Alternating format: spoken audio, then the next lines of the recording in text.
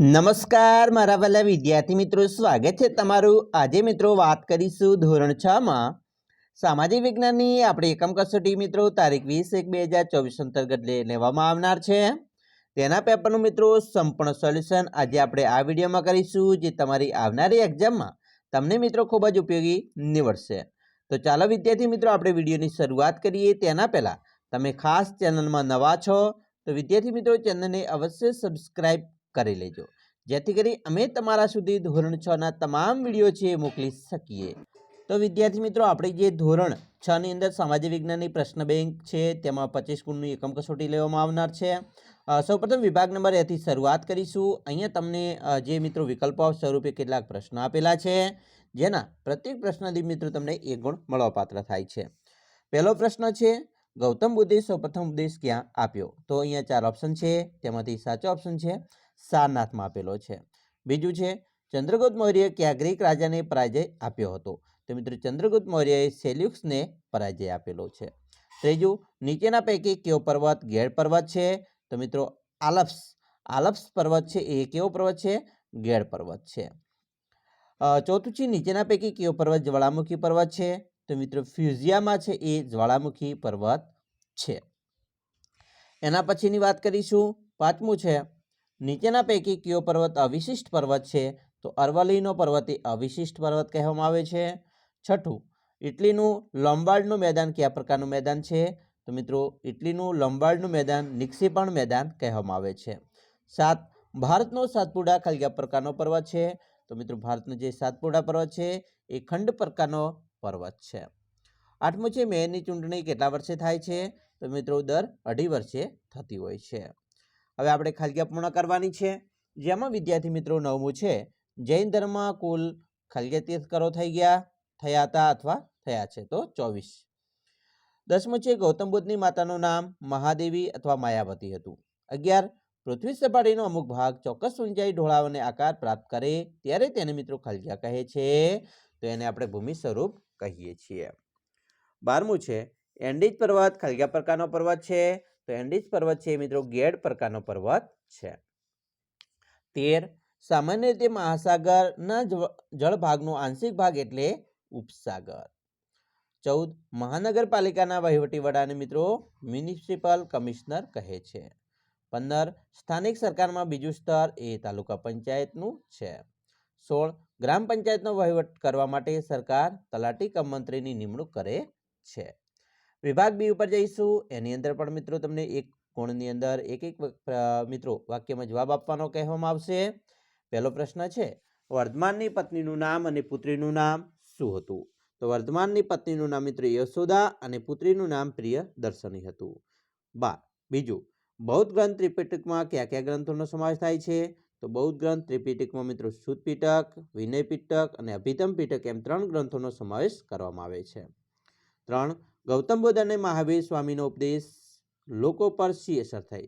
તો મિત્રો ગૌતમ બુદ્ધ અને મહાવીર સ્વામીના ઉપદેશથી લોકોને નવા વિચારો મળ્યા, લોકોએ ધાર્મિક ક્રિયાકાંડો અને પશુ બલિનો ત્યાગ કર્યો, મોટી સંખ્યામાં લોકો તેમના અનુયાયી પણ બન્યા। ચોથું છે, અખાત ગુલ્ફ કોને કહે છે? તો દ્રષ્ટાંત આપો। તો મિત્રો જવાબ છે કે ત્રણેય બાજુથી ભૂમિથી ઘેરાયેલો હોય તેવા જળ વિસ્તારને અખાત કહે છે, દાખલા તરીકે ગંપાતનો અખાત અને કચ્છનો અખાત। 5, નિક્ષેપણનું મેદાન કોને કહે છે? દ્રષ્ટાંત આપો। તો મિત્રો જવાબ જોઈએ, નદી, હિમનદી અને પવન જે સામગ્રી ઢસડીને એક જગ્યાએથી બીજી જગ્યાએ લાવે છે તે અનુકૂળતા મળતા સરોવર કે સમુદ્ર જેવા નીચા ભાગોમાં પથરાય છે। આ પ્રમાણે નિક્ષેપણ ક્રિયાથી રચાયેલા મેદાનને નિક્ષેપણનું મેદાન કહે છે। આવા મેદાનને નદી કે કાપનું મેદાન પણ કહે છે, દાખલા તરીકે ભારતમાં ગંગા યમુનાનું મેદાન। 6, તલાટી કમ મંત્રી શું કામ કરે છે? તો મિત્રો તલાટી કમ મંત્રી ગ્રામ પંચાયતનું દફતર, કામકાજના પત્રો, ચોપડા વગેરેનો સંગ્રહ રેકોર્ડ સંભાળે છે, તે ગ્રામ પંચાયતની કાર્યવાહીનો અહેવાલ અને પત્રકો તૈયાર કરે છે, તેમજ તે અંદાજપત્ર તૈયાર કરી હિસાબો રાખવાનું કામ પણ કરે છે। 7, જિલ્લા પંચાયતની સભ્ય સંખ્યા કેટલી હોય છે? તો મિત્રો જિલ્લા પંચાયતના સભ્ય સંખ્યા ઓછામાં ઓછી 32 અને વધુમાં વધુ 52 હોય છે। 8, જિલ્લા પંચાયતના મુખ્યત્વે કઈ કઈ સમિતિઓની રચના કરવામાં આવે છે?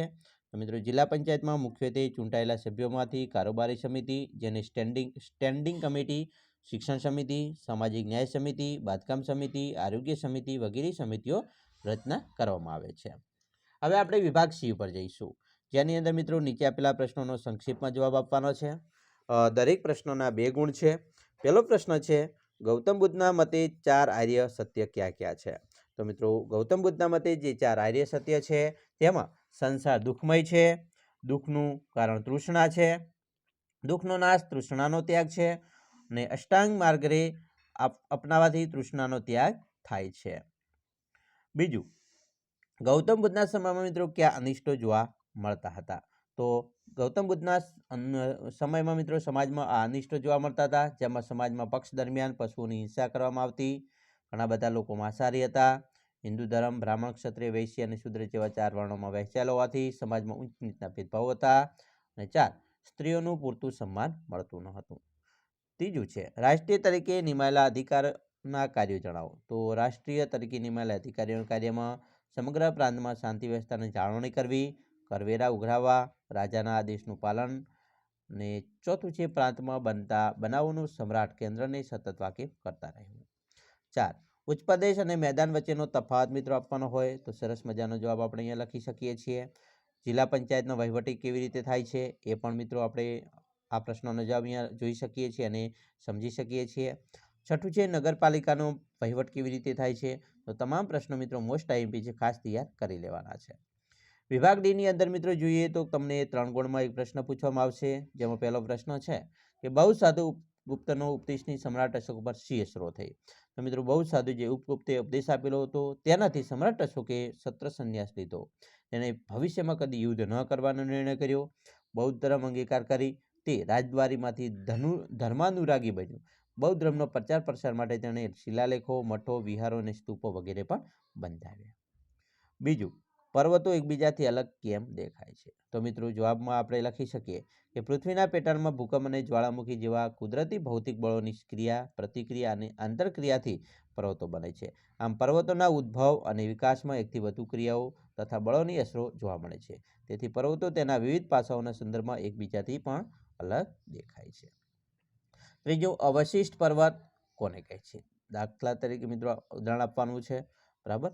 તો અવશિષ્ટ એટલે મિત્રો બાકી રહેલા ભાગ. કેટલીક વાર ઘણી ઊંચાઈ આવેલો સમસ્થળ ભૂમિગત ભાગ પર કુદરતી પરિબળોના ઘસાણ કાર્યથી લાંબી ગાળે ઊંડી ખીણો અને કોતરો રચાય છે.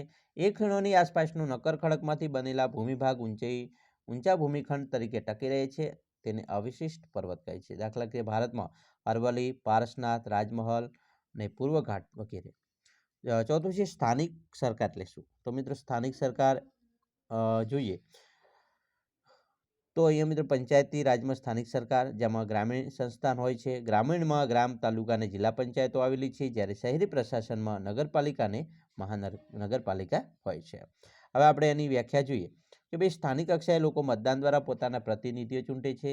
એ પ્રતિનિધિઓ તે સંસ્થાનો વહીવટ કરે છે, તેને સ્થાનિક સ્વરાજ્ય કહેવામાં આવે છે. આ પ્રકારની સંસ્થાઓ સ્થાનિક સ્વરાજ્યની સંસ્થાઓ કહેવાય છે.